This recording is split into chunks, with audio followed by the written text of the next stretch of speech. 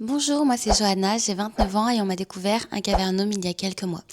Donc pour commencer, qu'est-ce qu'un cavernome? Un cavernome, c'est une malformation de vaisseau sanguin qui se situe au niveau du cerveau. Et cette malformation peut se situer à n'importe quel endroit dans le cerveau. Pour ma part, ça a été découvert en fin d'année 2025 suite à des symptômes neurologiques. En fait, j'ai commencé le travail en tant qu'ambulancière début septembre et quelques jours après, j'ai senti comme des engourdissements. Donc d'abord au niveau du visage et au niveau du visage de la partie gauche. Puis c'est descendu dans mon membre inférieur, puis supérieur et toujours situé à gauche. Donc je me connais, j'ai souvent des problèmes de magnésium. Je suis en déficit de magnésium assez régulièrement et je dois me compléter à vie. Donc c'est ce que j'ai commencé à faire dans un premier temps. J'ai commencé à prendre ma cure en fait de magnésium sur plusieurs jours et je voyais que ça ne passait toujours pas. Étant ambulancière, je connais les tests à faire pour vérifier si on ne fait pas un AVC. Malgré que je sois plutôt jeune, je ne suis pas totalement couverte du fait de ne pas faire d'AVC. Donc j'ai fait mes tests pour vérifier si je ne faisais pas un AVC. Donc vérifier si je souriais de façon égale des deux côtés, si j'avais pas un côté du visage qui s'affaissait, si au niveau de mes membres j'avais la même mobilité et la même motricité pour les deux côtés, si j'avais la même sensibilité. Alors effectivement au niveau gauche j'avais une petite sensibilité un petit peu comme si c'était du carton, mais je sentais malgré tout quand on me touchait et c'est vraiment la seule chose que j'ai pu remarquer. Donc voyant que malgré le magnésium mes symptômes ne passaient pas, j'ai décidé de consulter un médecin. Alors chez nous, au niveau de mon médecin traitant, les rendez-vous pour le jour même, c'est très compliqué et avec mon travail, en tant qu'ambulancière, on a des plages horaires qui sont assez grandes. Je peux commencer à 9h et finir à 21h. Donc pour avoir rendez-vous chez mon médecin traitant, c'était compliqué. Et comme je m'inquiétais pas trop, j'ai d'abord pris rendez-vous à ce qu'on appelle SOS médecins chez nous. Donc c'est des médecins généralistes qui prennent des rendez-vous sur la journée si vous arrivez à trouver une place. C'est pas un médecin qui vous suivra sur un dossier en particulier, mais ça fait l'affaire. Donc j'ai pris mon premier rendez-vous chez SOS médecin. J'ai ce fameux rendez-vous chez SOS médecin et je lui explique mes symptômes. Pareil que ce que j'avais déjà fait au préalable, elle me fait un test neurologique, voir si j'ai ma motricité, ma mobilité, enfin bref, voilà, pour vérifier si je ne faisais pas un AVC. Et tout était bon à ce niveau-là. Donc elle ne s'est pas trop inquiétée, elle m'a dit de revenir dans une semaine si les symptômes persistaient.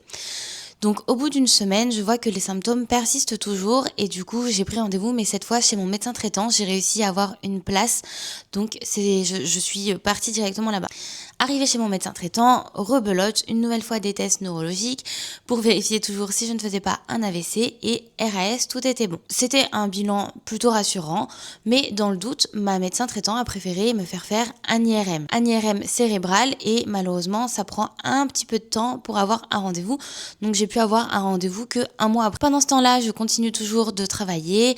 J'arrive malgré mes engourdissements et mes petites fourmis à faire les portages que j'ai à faire dans mon travail, à transférer mes patients, bref, à travailler de façon tout à fait normale sans mettre en danger qui que ce soit, ni mon binôme, ni mes patients, ni moi-même. Arrive le jour de l'IRM. Alors vous vous doutez bien, au bout d'un mois, les symptômes ont le temps de passer. Donc j'ai eu des symptômes encore pendant 2-3 semaines et la dernière semaine juste avant mon IRM, plus de symptômes. Je suis à 2 doigts d'annuler mon IRM parce que j'ai franchement la flemme sur mon jour de repos d'aller faire une IRM. À ce moment-là, je travaillais beaucoup et c'est vrai que mes temps de repos, j'avais envie d'en profiter et de rester tranquillement chez moi. Mon chéri me dit si vas-y, on sait jamais, donc je me lance et j'y vais. De toute façon, maintenant le rendez-vous était pris, donc autant y aller. Donc normalement, c'était une IRM sans injection. Vous pouvez avoir des IRM avec et des IRM sans. Moi, de base, on m'a dit il n'y a pas besoin d'injection. Si vraiment on a besoin d'injection, on vous le dira sur le moment même, après le début de l'IRM. En fait, il commence l'IRM et s'il voit qu'il faut une injection, à la fin de l'IRM, il vous injecte un produit en intraveineux ou en intramusculaire, je sais plus. Et ensuite, vous retournez encore sur la table d'examen et vous finissez l'examen. Moi, je fais mon IRM, tout se passe bien, ça prend une quinzaine de minutes, pas plus. Je ressors et on me dit tout est bon, il n'y a pas besoin d'injection, vous pouvez repartir. Donc je rentre chez moi et au bout de 1 heure, je reçois un appel que malheureusement j'ai manqué, mais du coup je le vois sur ma messagerie, un appel où c'est le cabinet de l'IRM qui m'appelle pour me dire qu'ils ont besoin d'examens complémentaires, qu'il faut que je revienne et que si je pouvais revenir dans 1 heure ou voire très rapidement entre midi et 2, c'était parfait et que sinon il fallait que je les rappelle pour avoir un autre rendez-vous potentiellement dans la journée ou dans les jours qui suivent assez rapidement. Et là, vous sentez que ça pue. Vous le sentez, ça se voit. Quand j'ai vu le message, je me suis dit bizarre. Ils me demandent de revenir rapidement. Ils veulent que je revienne là dans l'heure qui suit. C'est pas bon. Moi, j'avoue que j'étais un peu stressée du coup suite à l'appel. Je les rappelle et j'allais me mettre à manger. J'avais pas envie d'y aller tout de suite. Je me suis dit, je peux venir, mais pas tout de suite. Je reviens dans l'après-midi si vous voulez, mais pas maintenant. Donc du coup, ils me donnent un rendez-vous dans l'après-midi. Et du coup, j'y retourne dans l'après-midi pour faire mon examen avec injection. On ne me donne pas les résultats, on me donne un petit papier pour me dire que les résultats arriveront sous 48 heures par message, par mail, et que je pourrai consulter via mon mail les résultats sur le site internet. Le soir même, les résultats tombent, donc je me rends sur les résultats et là, je vois le bilan. Et là, je vois les résultats qui sont écrits. Donc forcément, ça ne me parle pas trop parce que moi, niveau cérébral, j'y connais rien du tout. Je vois juste qu'il y a écrit que mes parasthésies à gauche peuvent venir d'un cavernome situé sur le tronc cérébral. Donc qu'est-ce qu'on fait quand on a des résultats et qu'on ne sait pas, et à l'heure actuelle, qui est notre meilleur ami? ChatGPT.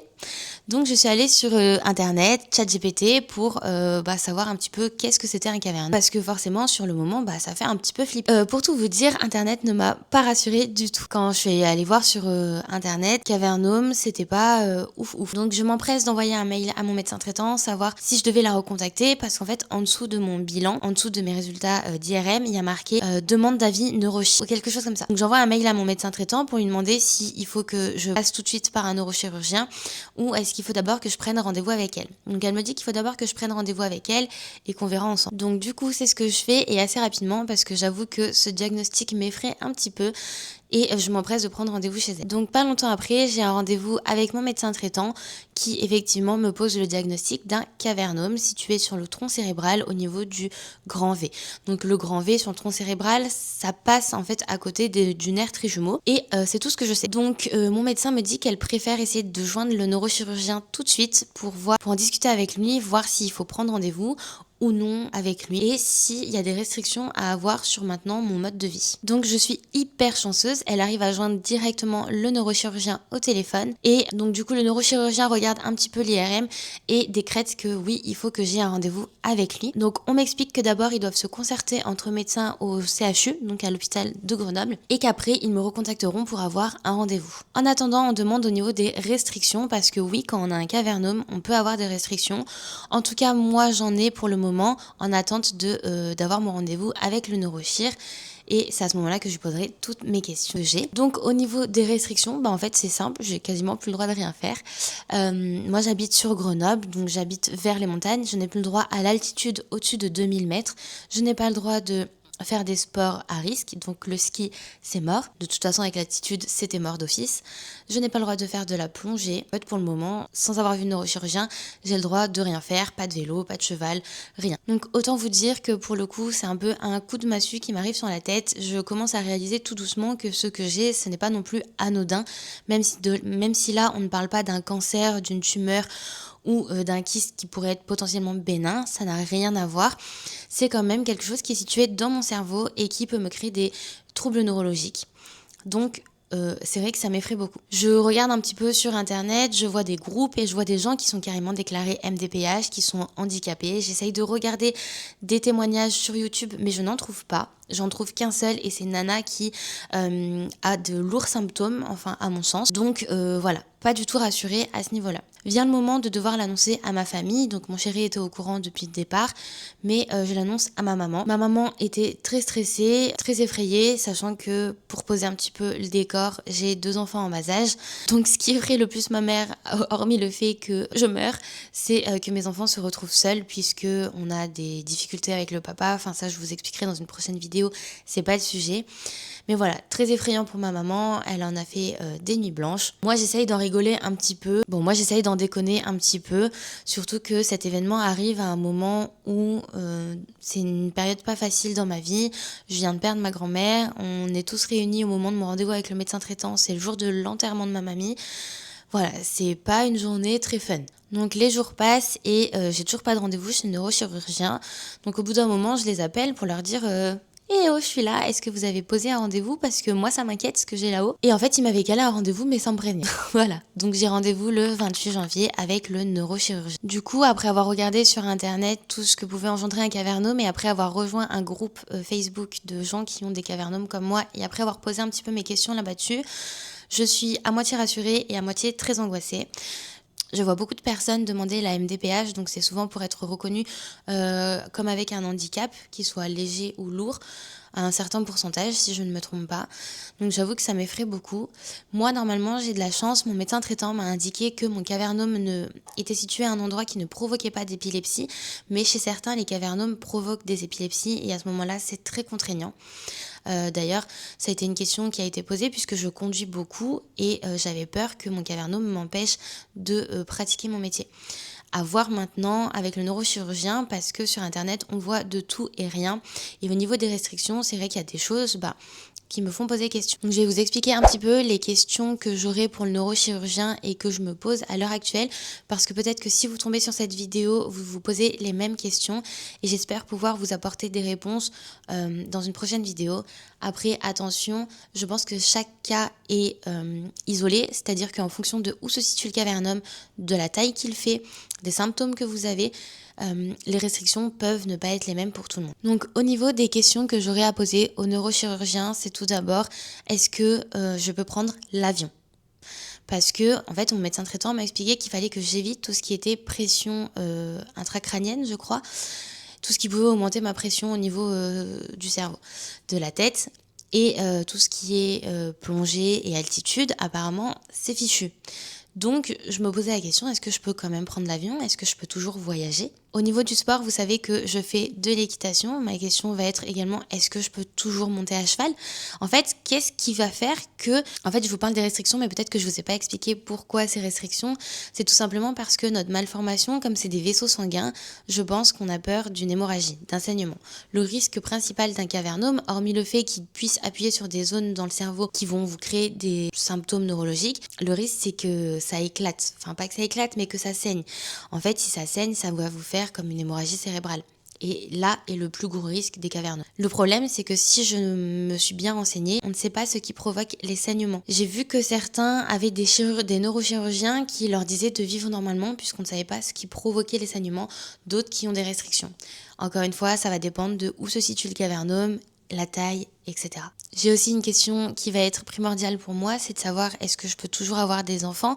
Normalement oui, mais savoir surtout au niveau de l'accouchement. Parce que par voie basse, on doit forcer et je sais que par exemple tout ce qui est charge lourde, c'est un peu aussi à éviter parce qu'on force et ça fait monter la pression intracrânienne.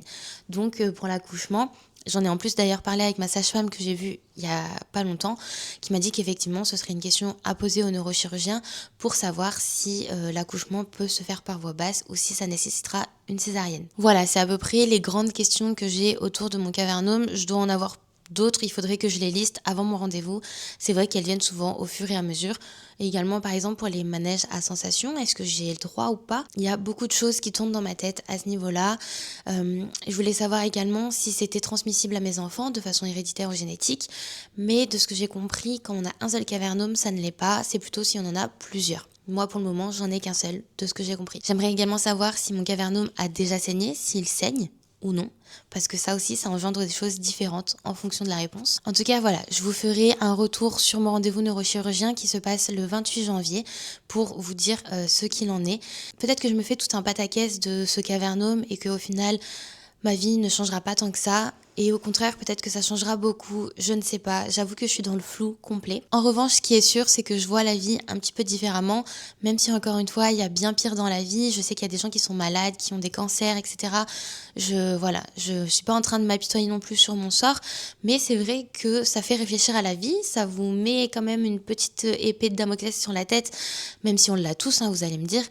Mais là, c'est d'autant plus amplifié parce que je me dis qu'à tout moment, je peux avoir quelque chose qui saute dans mon cerveau et que tout est fini pour moi. Donc c'est vrai que à l'heure actuelle, je vois la vie un petit peu plus différemment. J'essaye de relativiser le plus possible, même si parfois c'est compliqué. En tout cas, j'essaye. Je me dis aussi que je veux faire des choses que j'aime, notamment par exemple filmer des vidéos que je n'osais pas faire avant. Voilà, il y a plein de choses que maintenant j'ai envie de faire et de ne plus me priver. J'ai J'ai souvent très peur de faire des choses, de peur de me faire mal, de peur, de mourir parce que la mort, c'est quelque chose chez moi qui est très ancré et dont j'ai des angoisses depuis que je suis toute petite. Ça passe un petit peu avec l'âge, mais parfois ça revient. Mais du coup, c'est vrai que ça me privait de certaines choses, de faire des choses. Là, j'ai pas envie, j'ai envie de voyager, j'ai envie de faire de la plongée, j'ai envie d'apprendre à skier. Voilà, depuis qu'en fait, on m'empêche de faire des choses, j'ai envie de faire encore plus de choses. C'est peut-être normal ou pas, je ne sais pas. Mais la vision des choses de maintenant, c'est que j'ai plus envie de me priver de quoi que ce soit par rapport au regard des autres, par rapport à mes angoisses. J'ai envie de dépasser tout ça et de profiter de la vie, tout simplement. Voilà, je suis désolée si la vidéo, elle est un petit peu brouillonne. J'ai essayé de classer les choses sur mon petit cahier de façon à ce que ce soit un petit peu construit. Mais je vous parle aussi de façon naturelle. J'ai pas écrit exactement ce que je devais vous dire.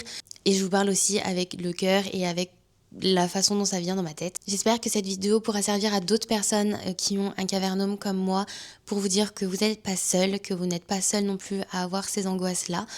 Et puis pour vous expliquer un petit peu mon parcours pour potentiellement que ça aide d'autres personnes à l'avenir. Voilà, je vous tiens au courant dans une prochaine vidéo suite à mon rendez-vous chez le neurochirurgien qui est dans 2 semaines à peu près à l'heure où je vous tourne cette vidéo. Je vous remercie d'avoir regardé, n'hésitez pas à vous abonner et à me poser vos questions en commentaire et je vous dis à très bientôt dans une prochaine vidéo. Bye!